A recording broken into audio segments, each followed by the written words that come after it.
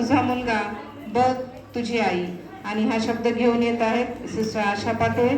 ते येत असताना आपण त्यांचं टाळ्या वाजवून स्वागत करूया.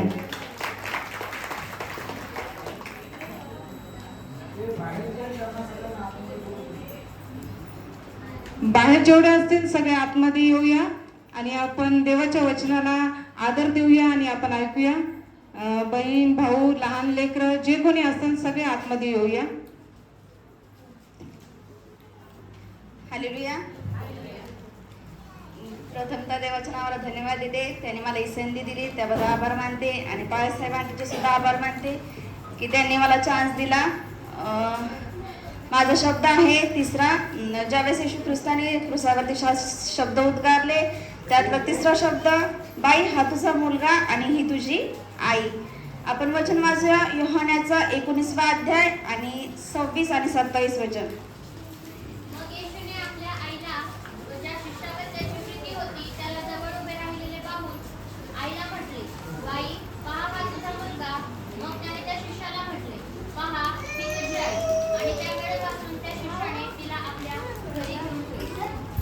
या वचनामध्ये आपल्याला बघायला मिळते की येशू ख्रिस्त हा क्रूस खांबावरती मरणार होता आणि तो म्हणजे त्याची काळजी होती की त्याच्या आईची जबाबदारी मी कोणावर देऊ. आपल्या ठिकाणी बघायला भेटतं की तो जिम्मेदारी पार पाडत आहे, त्याला त्याच्या आईची काळजी आहे. आणि वचनात सांगितलंय की तो म्हणाला की त्याच्याजवळ शिष्य उभा होता आणि तो बघत होता की आता मी माझ्या आईची जबाबदारी कोणाला सोपवू. कदाचित त्याने जर बघितलं असेल तर त्याचे शिष्य आणि त्याचे नातेवाईक थोडे दूर असतील उभे, पण त्यांनी जसं इकडं तिकडं बघितलं त्याच्याजवळ त्याचा एक शिष्य आणि त्याची आई उभी होती. तो शिष्य त्याचा प्रिय शिष्य होता की ज्याचा येशू त्याच्यावर खूप प्रेम करत होता आणि शिष्याचं पण त्याच्यावर खूप प्रेम होतं. म्हणून त्याने ती जबाबदारी, त्याच्या आईची जबाबदारी त्याच्यावर दिलेली आपल्याला बघायला मिळते. येशूने त्या शिष्यालाच का जबाबदारी दिली असं बरं तुम्हाला काही वाटतं का? तिथे तर भरपूर नातेवाईक होते, त्याचे शिष्य पण होते, पण त्या एकाच शिष्याला येशूने ती जबाबदारी का दिली? कोणी सांगू शकतं का? कारण की तो शिष्य कसा होता? येशूचा प्रिय होता. कदाचित तो त्याचं ऐकत असेल, त्याचं प्रेम त्याच्यावर भरपूर असं नाही की नाही. असं असतं ना की एखादा व्यक्ती जर समजा एखादा शिष्य जर चांगला असला, तो अनुकरण करणारा असला तर जास्त प्रेम आपण त्याच्यावरच करतो आहे की नाही.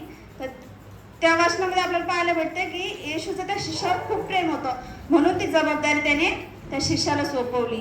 त्याला त्याच्या आईची काळजी असल्यामुळं त्याने ती जबाबदारी त्याच्यावर सोपवली. आणि वचन सांगताय की त्या शिष्याने पण ती काय केली?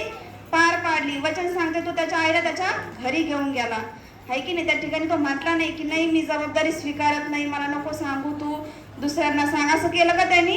नाही केलं. त्यांनी काय केलं? ती जबाबदारी स्वीकारली आणि वचन सांगते तो त्याच्या आईला घरी घेऊन गेला. तर काय मग तुम्ही आणि मी आज जबाबदारी स्वीकारण्यासाठी तयार आहे का? येशू आपल्याला जबाबदारी देण्यासाठी तयार आहे. आपण स्वीकारतो का ती जबाबदारी?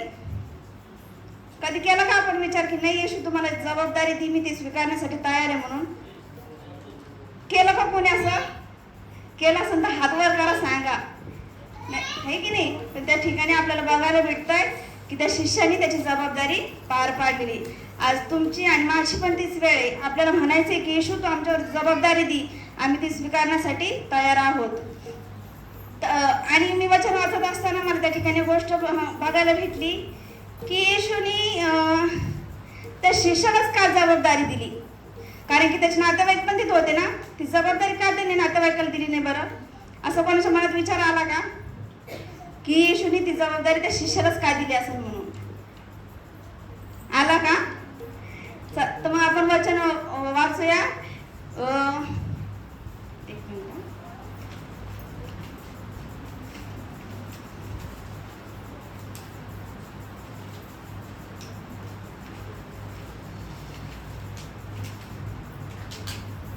मत्तयाचा 12वा अध्याय 46 आणि 50 वचन.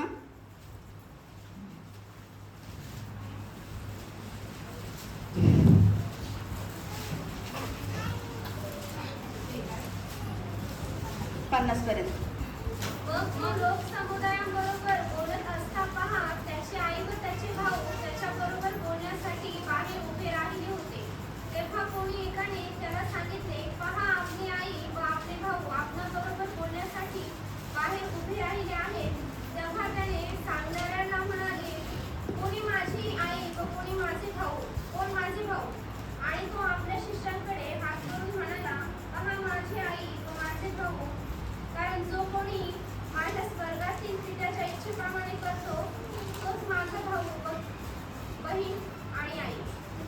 या ठिकाणी आपल्याला पाहायला भेटतंय की येशूच्या नातेवाईकांना त्यांनी काय जबाबदारी दिली नाही, हे की नाही. त्या ठिकाणी वचन सांगतंय की जे माझ्या पित्याच्या इच्छेप्रमाणे चालतात तेच माझी आई आणि तेच माझे भाऊ. या ठिकाणी आपल्याला 2 मुद्दे बघायला भेटतात की येशू आणि त्याचे शिष्य लोकसमुदायाला घेऊन तो बसलेला आहे आणि तो शिक्षण देत आहे. आणि दुसऱ्या मुद्द्यामध्ये आपल्याला भेटतंय त्याची आई आणि भाऊ त्याला भेटण्यासाठी बाहेर उभे आहेत. पण एक व्यक्ती त्या ठिकाणी आला, तो म्हटला येशू तुमची आई आणि भाऊ तुम्हाला बोलण्यासाठी बाहेर उभे आहेत. पण येशू त्या ठिकाणी काय म्हटला की जे माझ्या पित्याच्या इच्छेप्रमाणे चालतात तेच माझी आई आणि तेच माझे भाऊ, आहे की नाही. लोकसमुदाय काय करत होता, त्याचे शिष्य काय करत होते, येशूच्या जवळ बसून देवाचं वचन ऐकत होते. आणि भाऊ आणि आई काय करत होते, बाहेर उभे राहिले होते ते येशूला बोलण्यासाठी, आहे की नाही. तर आपल्याला बोलणारं बनायचं नाही, आपल्याला काय करणार बनायचंय, वचन ऐकणारं बनायचंय. येशूच्या जवळ बसून आपल्याला काय करायचंय, वचन ऐकायचंय. ज्यावेळेस आपल्याला देवाने निर्माण केलं, आपल्याला एकच तोंड दिलं आणि 2 कानं दिलेत. ते कशासाठी दिलेत माहिती का, आपण जास्त बोलू नये म्हणून एकच तोंड दिलेलं आहे. पण कानं 2 दिलेत की आपण जास्त वचन ऐकायला पाहिजे. आणि त्या ठिकाणी येशूने ती जी जबाबदारी त्याच्या नातेवाईकांना दिली नाही, ती यासाठी नाही दिली की ते शिष्याला जर त्यांनी जबाबदारी दिली असता तो शिष्य कसा होता माहिती का तुम्हाला, तो फॅट होता. साहेबांनी आपल्याला शिकवलंय FAT फॅट म्हणजे जाड नाही बरं, काय ऐकणारा, पाहणारा आणि शिकवणारा, आहे की नाही. तो शिष्य कसा होता, तो फेथफुल होता, म्हणजे तो विश्वासयोग्य होता, तो अवेलेबल होता त्या ठिकाणी. जवळ येशू असताना तो त्या ठिकाणी त्याच्या जवळ होता ना, म्हणजे तो विश्वासयोग्य होता, तो अवेलेबल होता, म्हणून ती जबाबदारी त्याने शिष्याला दिली. तर काय तुम्ही आणि मी आज फॅट आहोत का? जर आपण फॅट असेल तर परमेश्वर आपल्याला ती जबाबदारी देण्यासाठी तयार आहे. आपण 3रा मुद्दा बघूया.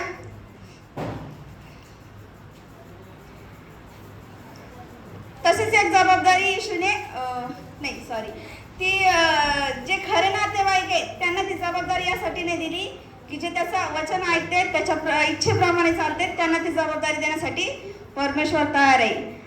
काय तुम्ही आणि मी ती जबाबदारी घेण्यासाठी तयार आहोत का? ठीक आहे, परमेश्वर मदत करो. आपण 3रा मुद्दा बघूया. मी एवढा मुद्दा सांगणार आहे आणि नंतर संपवणार आहे. पेत्रावर येशूने सोपवलेली जबाबदारी. योहानाचा 21वा अध्याय आणि 15वे वचन.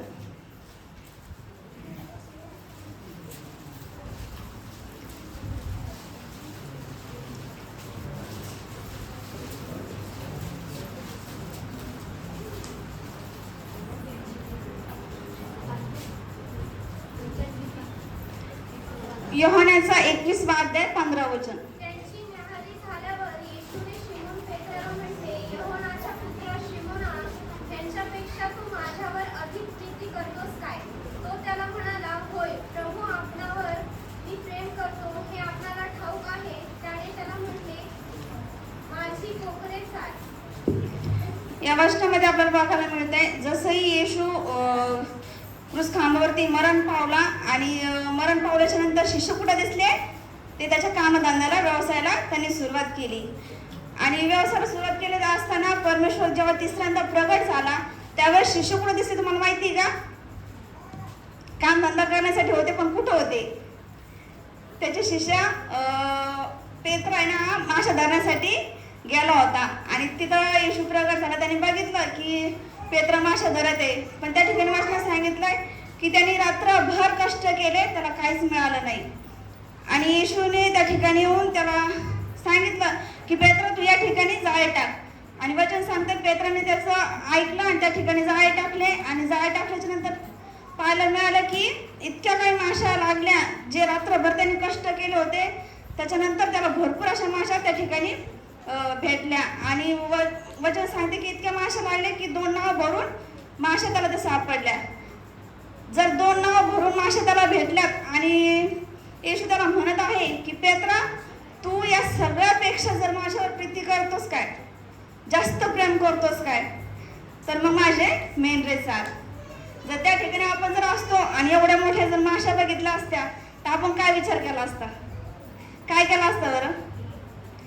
आपण म्हटलं असतं देवा तू मला उद्या काम सांग, मी आज काय करतो एवढ्या सगळ्या माशा विकतो आणि मग उद्या मी प्रार्थनेला येतो, आहे की नाही. पण पेत्राने तसं नाही केलं. जसंही येशूने सांगितलं की तू या माशापेक्षा आणि या शिष्यापेक्षा तू जास्त माझ्यावर प्रेम करतोस काय, म्हणजे जगातल्या गोष्टीपेक्षा तू माझ्यावर जास्त प्रेम करतोस काय. पेत्र काय म्हटलं, होय प्रभू मी तुझ्यावर अधिक प्रेम करतो. जर तू माझ्यावर प्रेम करत असशील ना तर मग हे सगळं सोडून तू काय कर, माझ्या मेंढरे चाल. काय तुम्ही आणि मी जर येशूवर प्रेम करतो तर मग आपण सगळं सोडण्यासाठी तयार आहोत का? सोडणार आहे ना? ठीक आहे, मग परमेश्वर तुम्हाला मदत करो.